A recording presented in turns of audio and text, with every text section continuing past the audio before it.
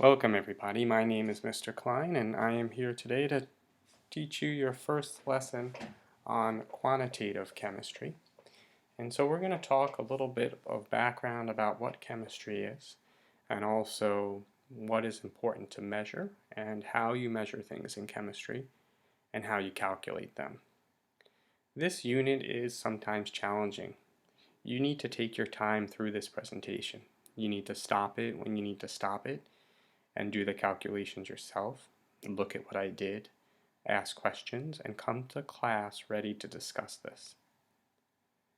So the first question I ask you is, what is chemistry? Well, that is different for different people, really. If you were to go and ask a chemist, a professional chemist, and say, what's chemistry to you? I don't know what he or she would say to you. But we can have our textbook definition. Our textbook definition of chemistry is the study of matter and energy.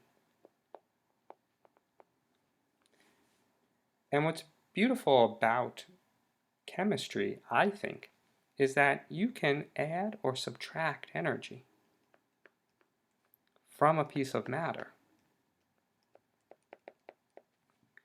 And when you do this, you cause the matter to change. So matter will actually undergo some kind of change. Sometimes it's very dramatic. You'll see I'll do some demos in class for you that are pretty crazy, and some that are like, great, why did this guy even do this? And so those types of changes, some of them are very dramatic, some of them are subtle. Even if they're a subtle change, they could be really, really important. So where do we use chemistry in life? Well, this is really a big question, and actually what I'd like you to do is I'd like you to just do a search, chemistry in life, chemistry in everyday life.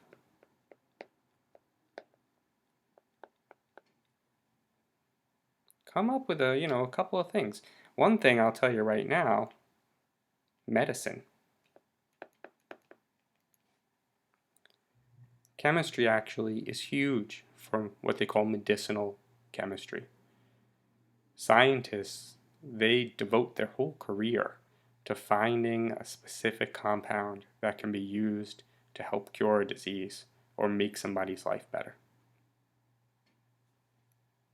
So go ahead, I want you to take a look, I want you to pause the video, and I want you to go, do a search, do a Google search and figure out like, hey, where do we use chemistry in everyday life? What are some things? Because tomorrow I'm going to ask you, so what did you find? Where do you use chemistry in life? What did you come up with? Let's see what you know.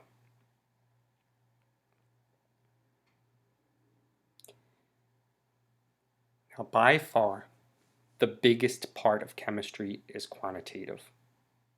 And to define quantitative, quite simply, all that we're really doing is we're talking about measuring something. So when you're quantitative, you have a numerical value.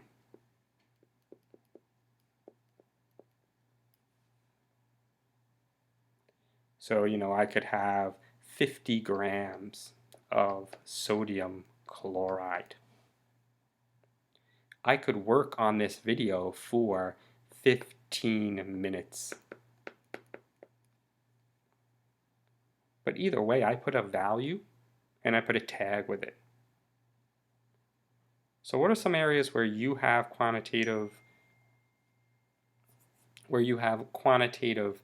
measurements that you're taking? Write them down. What do you do? Where are you measuring things? I think you'd be surprised that in most areas of your life, you're interested and you're maybe sometimes obsessed with things that are quantitative. So now, how do we do this in chemistry? How do we use things that are quantitative in chemistry? Well, look, this is what you need to be able to do for this chapter. Here are your goals. The first one is scientific notation. A lot of you know how to do this already, taking a number and making it into scientific notation. You have to be able to deal with significant figures. And also with significant figures comes the idea of uncertainty in measurement.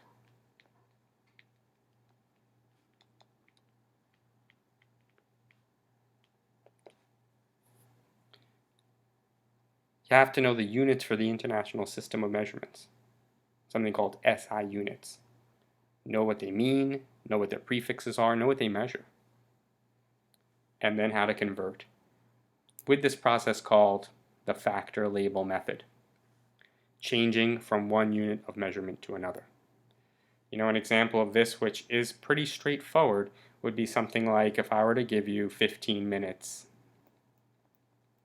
and I were to say to you, convert this to seconds. See if you can do that. Can you convert 15 minutes to seconds? Let me know tomorrow. Let's see what you come up with. For this one, I want you to kind of use your brain. Don't go to Google and say converter, because you can do that, but that's not really going to help you in the long run. So let's talk about the first thing, scientific notation. Why would anybody want to use scientific notation? If you're thinking about that a little bit, maybe you used scientific notation in the past. But let me give you an idea. Let's say that I had a sample of water, H2O. And this H2O, it has a mass of 18 grams. In class, I can show you what this looks like. 18 grams is about a tablespoon of water. It's not a lot. Well, guess what? If you were to say, well, how many water molecules are in there? Little particles. I would say, well, there's this much.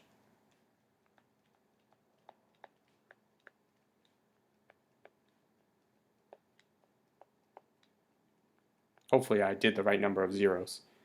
I can't count them. But I want to put this into scientific notation. Why would I put this into scientific notation? Well, go ahead, put it into scientific notation. Pause the video and do it. Now, hopefully you did that, and when you come back, you look at this. You have this number down, if I wrote the right number of zeros. 6.02 times 10 to the 23rd. This is scientific notation. Why is this better than this? Why is it better to put this number in scientific notation? Let's discuss this tomorrow. Think about this. So why is this better? At least write one reason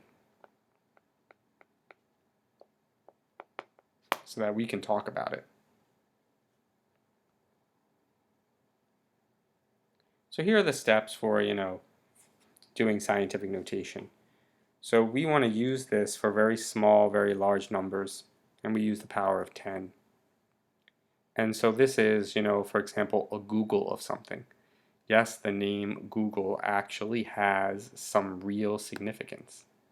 1 times 10 to the 100. That's a lot. Imagine me trying to write that out. That would take me a long time.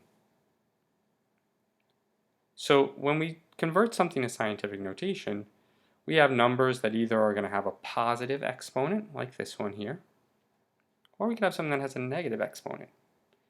And what determines that is if the number is greater than 1. If a number is greater than 1, it's going to have a positive exponent. And if the number is less than 1, it's going to have a negative exponent. That does not mean that the number is negative. It means that it is a small number less than 1. So let's look at this example here, the first one. So go through and count up this. How do I do this? Well, I want to express this number here where there's a decimal between the first and second digit. So this is how I want to express this. But now I have to have it times 10 and then some value. Well, what was that value that goes there? It's going to be the number of places that I move the decimal. So go ahead and count that. What's your exponent going to be here?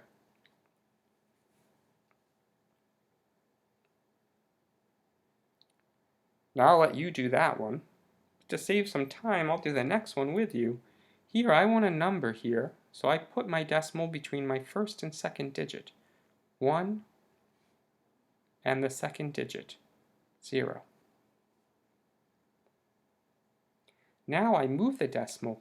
How many places to do that? 1, 2, 3. So this would be 1 times 10 to the third. Notice the exponent here is positive. that means that the value here was greater than 1. It's 1,000. 1,000 is definitely greater than 1. Let's try the next one. So this one, I need to move the decimal again. I want a number between, in this case, the last two. How many places did I move that? 1, 2, 3 times 10 to the negative 3.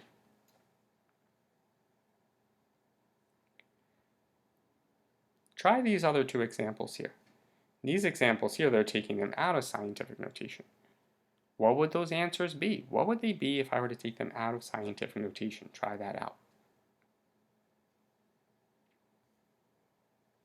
Let's try one more thing for this video before we stop, and that is manipulating with exponents.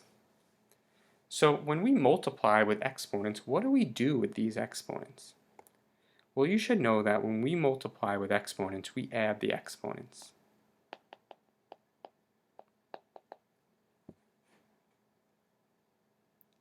So when I were to multiply these two together, if I go ahead and do that now, I would multiply the two first numbers. So I would multiply together the 2.5 and the 6.2.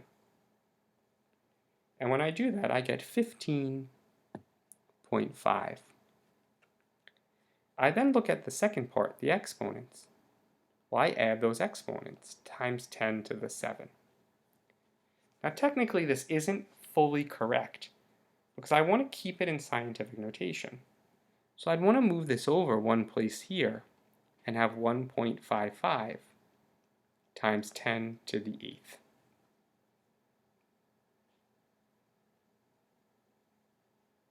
What do I do when I have a situation over here where I have two exponents and one's being cubed to the other? Well, if you said that you multiply them, you're correct. So really, I would have 5 cubed, which is 125, I believe. And 125 times 10, and now I would multiply those times 10 to the 6th. Again, this isn't technically correct. I should move this over 2 places. 1.25 times 10 to the 8th. So go ahead and try this next set here. When you divide with exponents, you subtract them.